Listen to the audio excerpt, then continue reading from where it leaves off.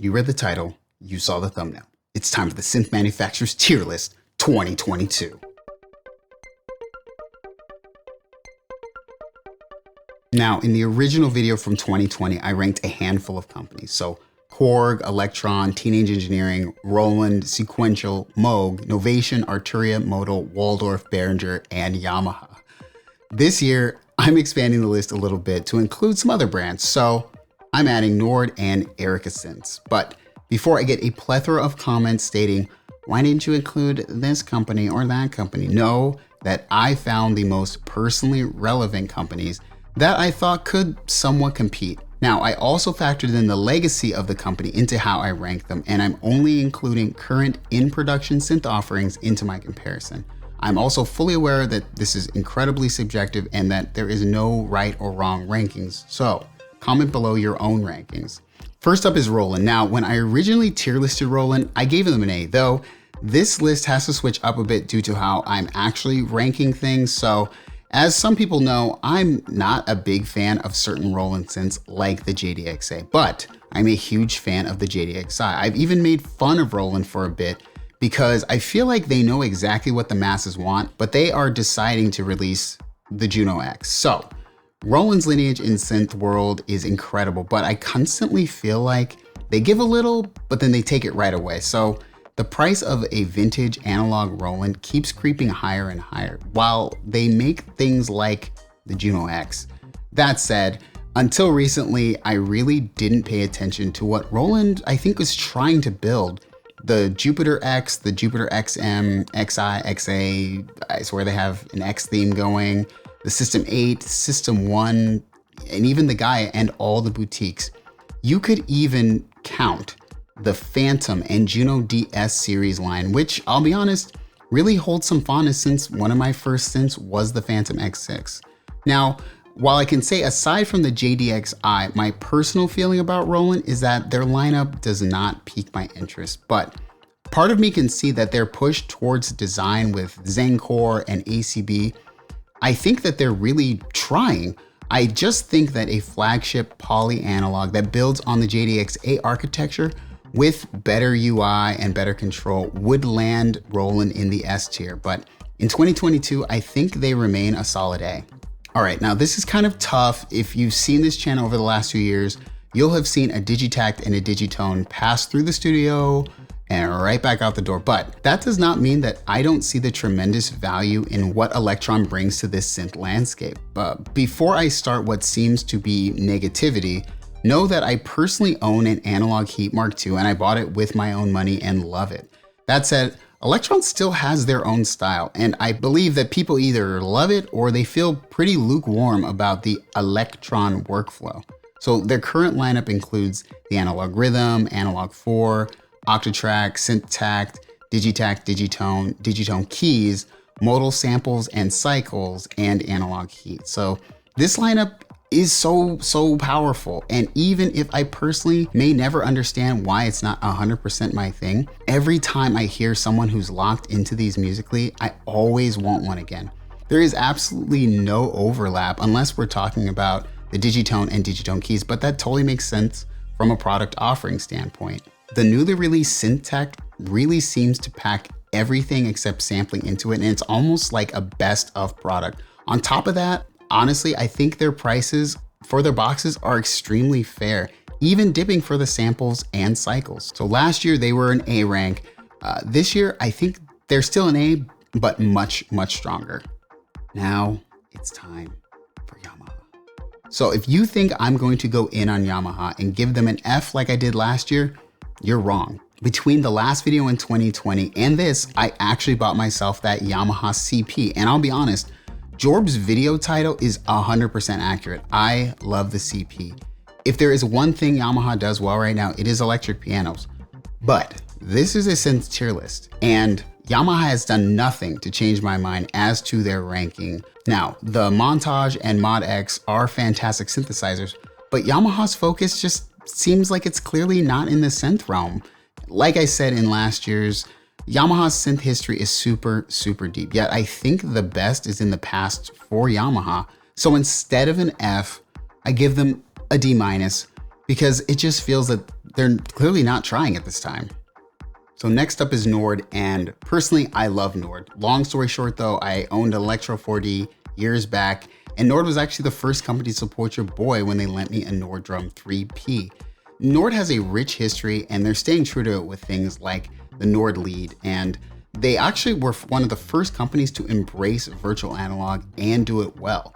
Nords have always been premium products, and let me state that even I can't really afford a Nord Electro like I would want. So currently Nord offers the Drum 3P, Nord Wave 2, and the Lead A1. I've tried all three, and they're some of the best out there. Plus, the quality is absolutely there when we talk about build. So what I like is the Nord Wave 2 covers the wavetable and FM side, and the A1 covers the virtual analog side. So it's kind of like you're getting the whole kind of synth sound palette here. The thing is, Nord is where I go to if, say, I was going to go on tour again. And that seems to be their focus with things like the Stage, Electro, and the Grand. And those can't count in these rankings. With the A1 around $2,000 and the Wave 2 at close to $3,000, they're not super affordable, but also not completely out of reach. So Nord gets a C. Before I get to the rest of the rankings, you know what is S tier? Lander. Want your music to go from this to this? Well, it can, since Lander is an online platform where you can master your music and distribute it to all the streaming platforms like Spotify and Apple Music. Now, for my music, I actually use Lander's mastering algorithms to get my music sounding its best when I want to drop music and get it out ASAP. So all you have to click is the master tab, click master, preview it. If you want to keep it, you can. If you want to change it up, revise your master here. It's that easy. And if you're trying to master your music yourself and you don't have a ton of time or experience, Lander can nail it for you. So yeah, check out lander.com and use the promo code here and in the description below to get 30% off all mastering plans, chromatic, and the all access pass. Okay, now back to the video. All right, it's time for what seemed to be the most controversial ranking of all tiers last year. It's how I rank Behringer. Now, I am an absolute modder when it comes to Behringer. I don't have any personal love or hate for them. I am not a fanboy. I just see instruments as tools. So that said, Behringer's absolute and total domination of the synth market, purely from an objective point of view, and I'm talking numbers of products, is unparalleled and unrivaled. So the almost steamroller approach to all others in their way is somewhat commendable when you're talking about variety, and the ambition to seeing something and just saying, let's make it, is pretty profound. Though, that said, my personal feeling as someone who bought a Behringer Model D and said that it's pretty good, right now as it stands, nothing Behringer makes I personally want. And so I have a tough time grading them since, you know, it's my tier list, and obviously nothing is truly objective in this format. So personally, I think that the DeepMind 12 is still their best synth, and though it was kind of their first, and so it's a little long in the tooth, sheer numbers alone put Behringer up on this list. Though I think to really move up, it requires more originality of design, which I feel like they have the power to do. And I'd love to see more hardcore originals from Behringer, and that's what I really want. Those who like quality synths at an actually affordable price to a larger amount of people should look no further than Behringer, but I think that they remain a B. So last year, Korg took the top spot with an S tier ranking, and I felt like that rating was justified. 2 years after that, Korg still absolutely dominates. I spoke in 2020 about how their lineage is strong and their dedication to what seems like giving people exactly what they want is there. Now, the prologue sort of felt under-realized, though I know there's fans of it. And since the last video, Korg came with the ARP 2600M and FS, a Korg Volca FM2, which is my favorite Volca by far. They dropped the Mod Wave, the Wave State, and the OP6 on a very enjoyable platform. And they even dropped the Mini Korg 700 FS, which is absolutely lovely. I could go on and on, but S tier for Korg, I feel it's 100% earned again. Now, a controversial ranking last year was Teenage Engineering, so let's talk about it. Last year, I gave them an A ranking, which I thought was deserved due to their original designs and fun game-like attitude towards the pocket operator line. The main issue I saw in the comments surrounded the price of their stuff and how their synths were, quote, toys. So I'm going to reevaluate. Now, Teenage Engineering has the pocket operator module line, which are really fun and fleshed out modular synthesizers with the Palm 170 and 400. As well, they make the Palm 16, which is a tunable CV controller for each.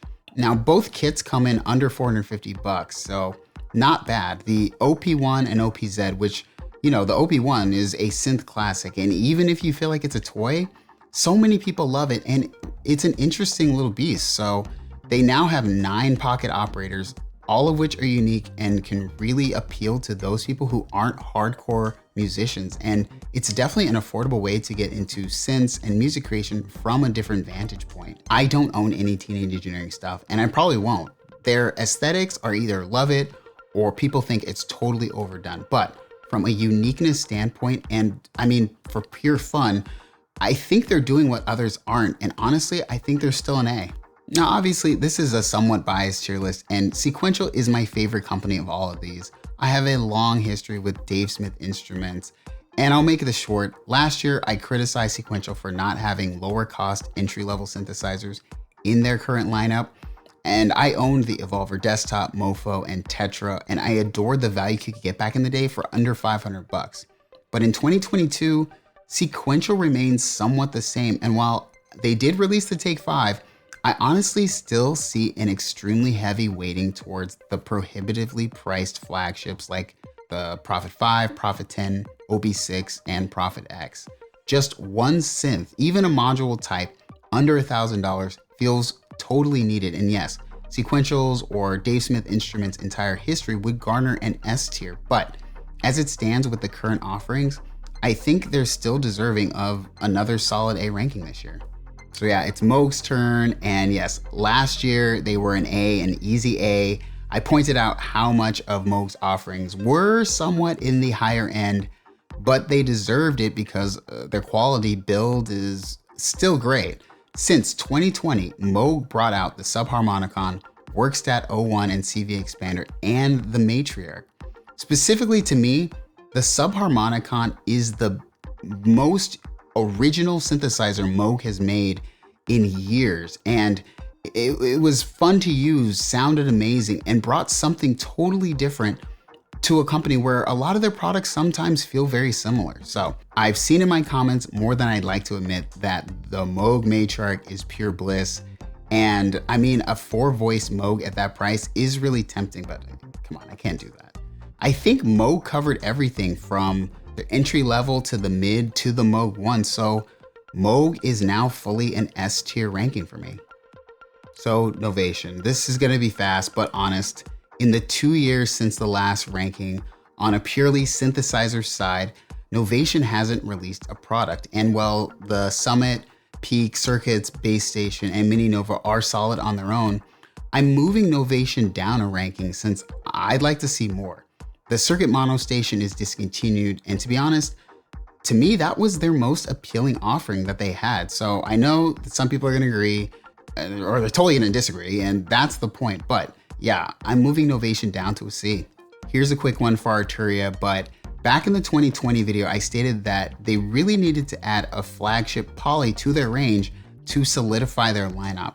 And if I remember back, literally the Polybrute was announced like the next day. So I currently own a Polybrute, and I can say that it's tremendously heavy, but also has a tremendous amount of value packed into it.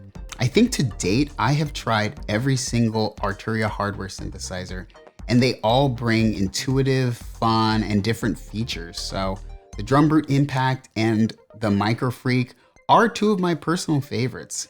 They seem to be dedicated to finding small ways to differentiate themselves from the competition, and the future looks bright for a poly freak. So I'm keeping Arturia a B this year, but if they get that poly freak out, I think 100% they might be close to that A tier. Last year, I found Modal hard to rank. They had the Argon 8, they had the Craft and Sculpt, which I like, and the only thing new between then and now is the Cobalt and Cobalt 5S. So here's the thing, I'm not going to bring up the 001, 002, or 008 because I don't believe those are actually available. So from their current lineup, which has somewhat stayed the same from year to year, I'm keeping Modal at a C, but I truthfully hope that in the future they release something cool like a drum machine or a flagship. I think that would be really cool. Waldorf has done a good job of recovering over the years. I personally own a Quantum now, and I kicked it around kind of for a few months, but after diving in, I feel like it is the best digital or hybrid synthesizer that I've ever used. They have the Blofeld, the STVC, Iridium, even the older Pulse 2 and StrikeFET. The STVC is really compelling to me personally, and I feel like Waldorf really gave people what they wanted by releasing the M, which has the classic Waldorf Microwave 1 and Microwave 2 goods inside, alongside an analog filter and expandable up to 16 voices. The Iridium keyboard feels like it is special made for those people who wanted to go quantum, but they just could not justify that price. So as I reevaluate, I think Waldorf is absolutely a B tier now. Last but not least, I'm gonna rank Erica Synths. Now, this is a new entry to the list, and Erica Synths is extremely tough. So much of their weight is in the Eurorack category, so I'm having a hard time purely going off of their desktop instruments. I have tried the LXR02 and it was really fun, as well as the DB01. I felt the same about that. The Syntrix though, that piece is incredible and I'd actually love to own it. I think it's a really good alternative for those who want some type of recall in a modular type system. The Perkins HDO1 was a big time standout when I heard it, so that added to what they have. It's still tough to rank, and maybe I shouldn't have even put them on this list, but I'll just say if I take into account all of their synth offerings together, I'll have to give them on average a B, but honestly, I don't know. I don't know if I should have done this. Anyways, there you have it. The Synth Manufacturers Tier List 2022. I welcome all the disagreements because I know I'm gonna get them in the comments. And anyways, like, subscribe, follow me on Instagram and Twitter. Thanks again for watching, guys, and I'll see ya in the next one.